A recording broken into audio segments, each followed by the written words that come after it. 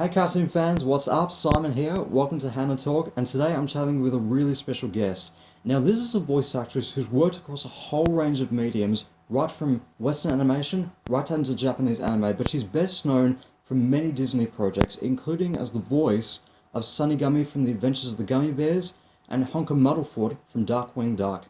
Miss Katie Lee. Katie, how are you?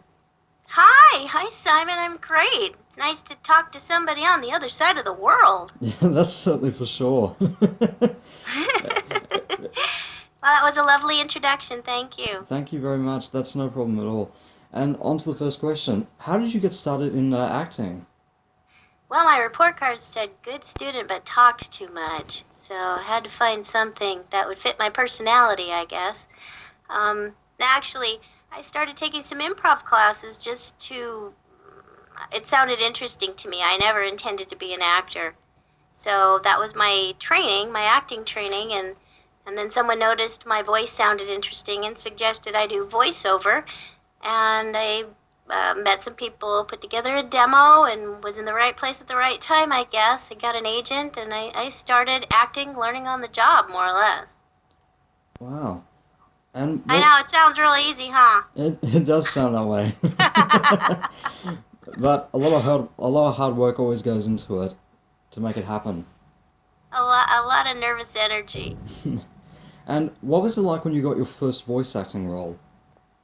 The first role was pretty simple, which put me at, well, first thing that got me into the union was just some lines I had to say for a film strip demo for a big advertising agency. They were pitching, and they needed a voiceover track. So that's what got me in the union. Um, my first cartoon that I booked, why don't we do that? Was it Hanna-Barbera? And that was for the Mork and Mindy cartoon, and I was ecstatic. I told my boss, and she said, and I thought I was going to be a regular on the series, so she fired me. I ended up being only in one episode. I didn't get to meet Robin Williams. He wasn't there. Oh, Jonathan Winters wasn't there, but it was great. I worked with Paul Winchell because he played. No. I'm sorry. I'm thinking of something else. I'm thinking of Smurfs. But the Mork and Mindy was my first time there. I was absolutely thrilled.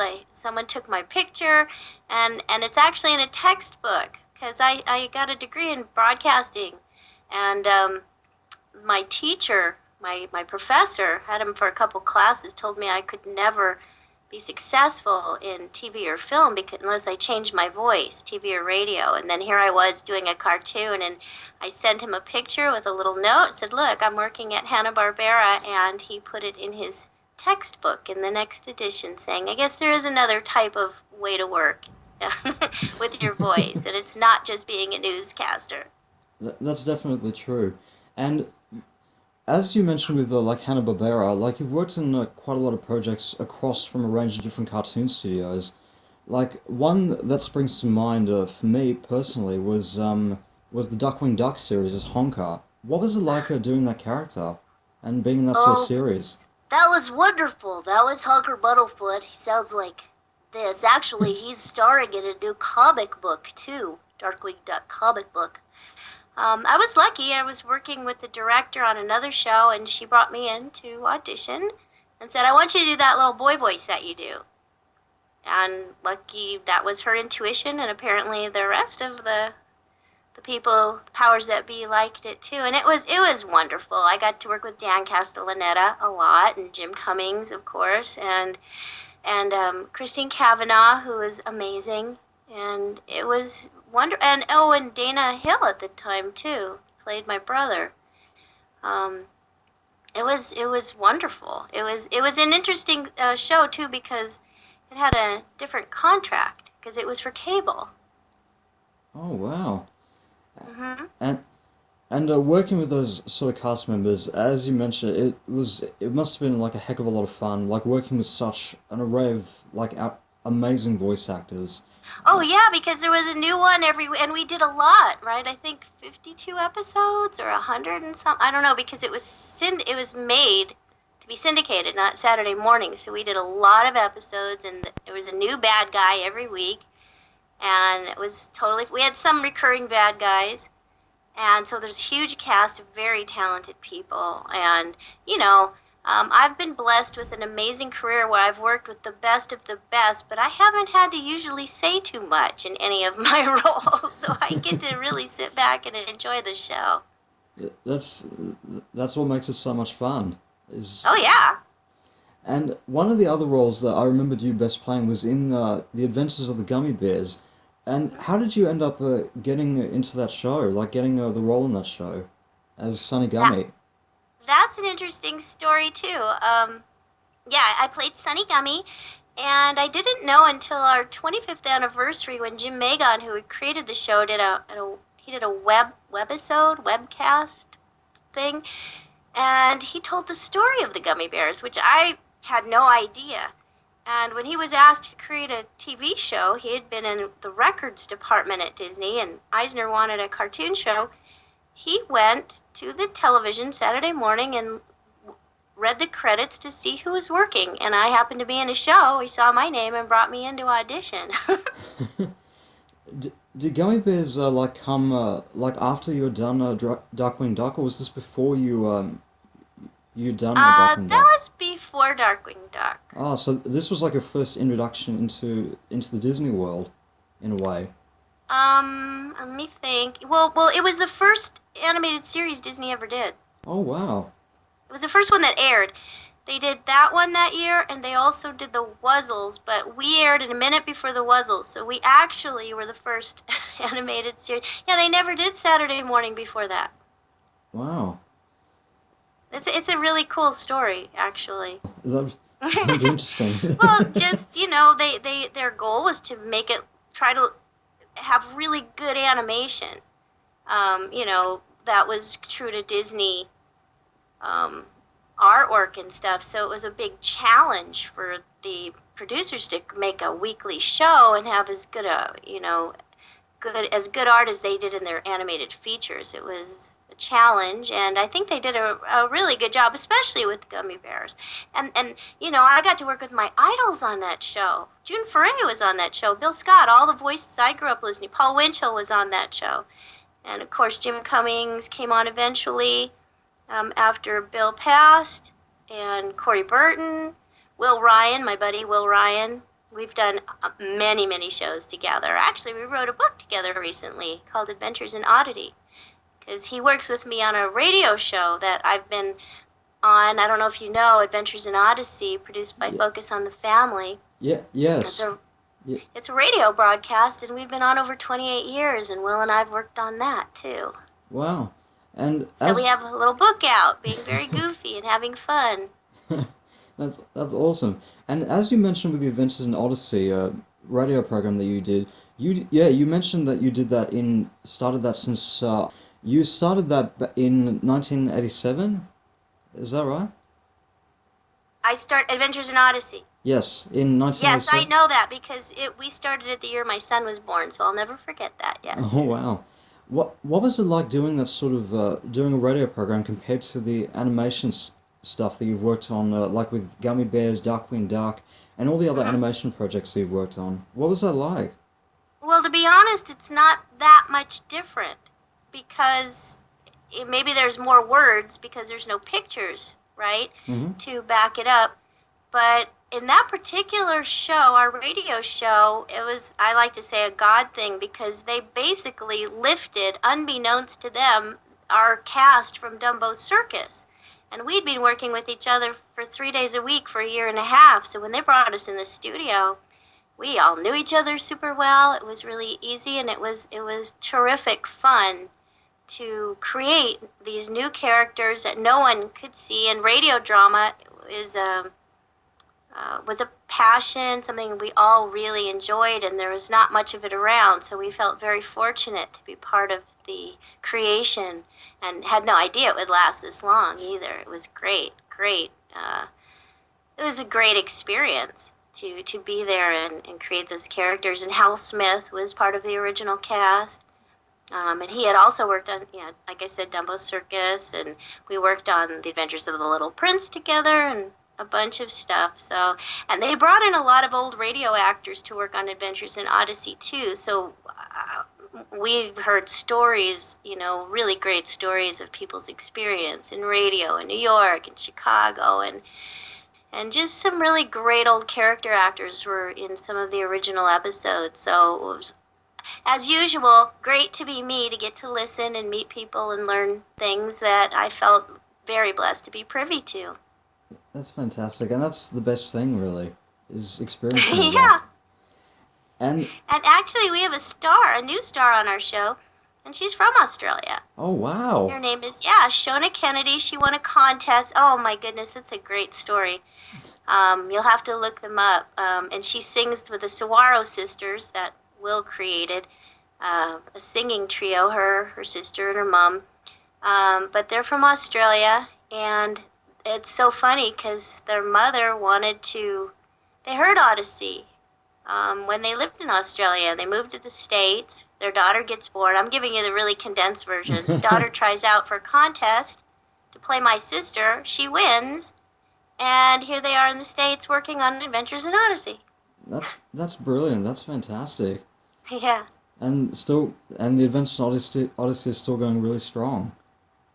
Well, it seems to be. We're super excited. We're looking forward to our 30th anniversary. We are actually a year older than The Simpsons. Oh wow. Too bad we don't get paid what they do, but that's all right. That's okay. And some of the other roles that you played in, you also had the chance to work in the anime world as well, in Zatch Bell and Battle Beaterman Crossfire, a whole like some anime shows. How did it feel making that transition from like the Western animation world, from what you did in Hanna-Barbera, Disney, right into Japanese anime? Well, it's similar. There's like this, if you think of a Venn diagram, the overlap is I've done a lot of ADR work, which means you have to dub, right? You see people on the screen, you dub their voices in. So that's a whole skill set in itself. So when I was asked to try out for anime, you're dubbing, you see it. So you're dubbing and you're trying to match the voice. So it's really not that much different from normal ADR work. It's, animation, but it's anime. Yeah. That's really the only real difference. It's kind of the same thing. Yeah, it is kind of. Does that make sense? Do you Yeah. understand what I'm saying? Yeah, that's definitely true. That's definitely true. And some of the roles that you did, you also played in quite a lot of voice roles in some live action movies as well. Yeah. In Babe Pig in the City and in Indiana Jones and the Temple of Doom. What was that like? That was kind of surreal. I believe I auditioned for the Maharaja in Temple of Doom, and they just said, okay, she got the part. I showed up at the studio, and I was familiar with the engineer, but it was only her and me in the studio. And I said, so do you know why we're here? What are we doing? Why are we revoicing this character? And she said, I don't know. I said, did Spielberg tell you anything? No. Okay. Well, then let's just try to match what he did as best we can. Because a lot of times they'll redo things just because the tracks are dirty. There might be noises. And, I said, how come they don't have this kid doing his own lines? We didn't know. So we just tried to just keep it as close to what he was doing. I didn't really try to improve his performance too much because I wasn't sure what the director, Steven Spielberg, wanted. But it was a very lonely experience. It was just the two of us. But it must have been a great experience. Well, I'll tell you something. Let me tell you a story about that. So I only worked on the black and white print, Ah. okay, to do the dubbing. Mm-hmm. And I only saw my own lines and my own scenes. And I remember when the movie came out and people were talking about this gross dinner scene. It was so awful, and I don't like really icky things. So, in fact, I didn't go see the movie. So, one day I'm in a department store and the TV's on, because when they used to sell TVs and play TV shows, and I heard my voice and I looked over and it was the dinner scene. And I didn't realize, I hadn't seen it. So I actually saw that whole shot where they pan the dinner table for the first time in a department store.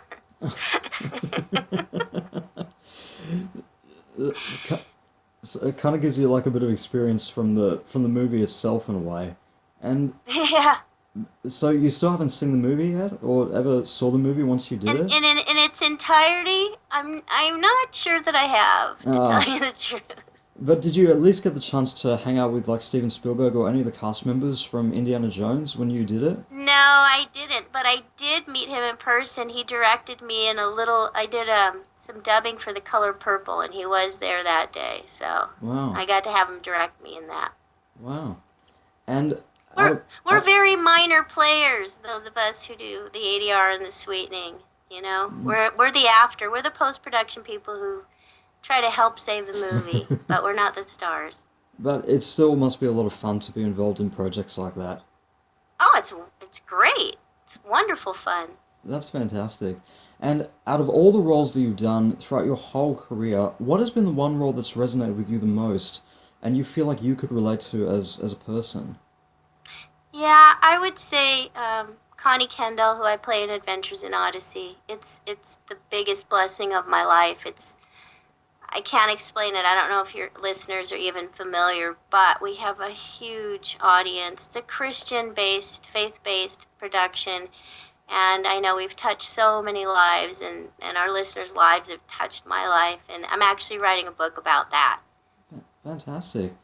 And that's also the other question I was going to get into is without getting into any spoilers, like any current projects that are happening for you or any upcoming projects later on? Well, I'm working on a show. It's on public television. Hey, do you know I worked on Animalia? Animelia? Yeah, Animalia. It was Graham Bass is one of your um, fellow Australians wrote the book, and it was produced by an Australian company. The main girl, Zoe, Mhm. and a French fox named Fuchsia, and Valley Girl Alligator, and a little elephant. It's kind of old, but it came out of Australia. Oh, and then when what's the name of the company? Oh, I can't think of. Yeah, David Scott yeah, I can't is think of it either. he did the Padawan Menace, Yeah, the Lego Star Wars special, and he knew me from Animalia and just asked me to come in and read this character Ian, and much to my surprise, it turned out he was Han Solo I was playing as a yes. boy in this Lego Star Wars special.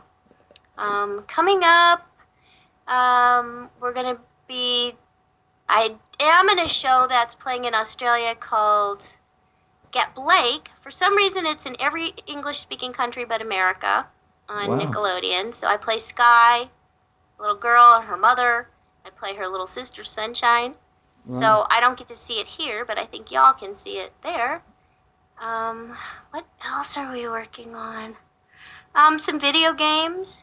I don't know if your audience is familiar with Blade and Soul, but we're doing the English version of that.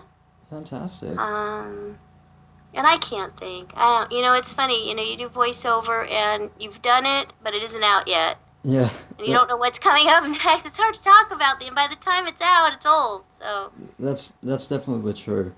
But I'm sure your other interviewees say the same thing, right? I kind of said the exact same thing, yes. Yeah. But but that's all right anyway. We kind of work in this limbo time zone. That's definitely true. But Katie Lee, thank you so much. It's been an absolute honor to talk to you, and hope to see you in Australia someday. Oh, that would be my dream. If tell the people who do that AussieCon to put me on a panel. I'd love to come out there. I'll be sure to try and email them. What and If you have an audience, anybody in the audience, write me in. Tell them you want me to come to AussieCon. I'll be on the next plane out. I'll be sure to let them Thank know. you. It was a pleasure being interviewed by you. It's nice to meet you, and I hope I see you if you're ever in the States. Thank you very much, Katie. Thank you so much. Well, guys, Alrighty, take care. take care.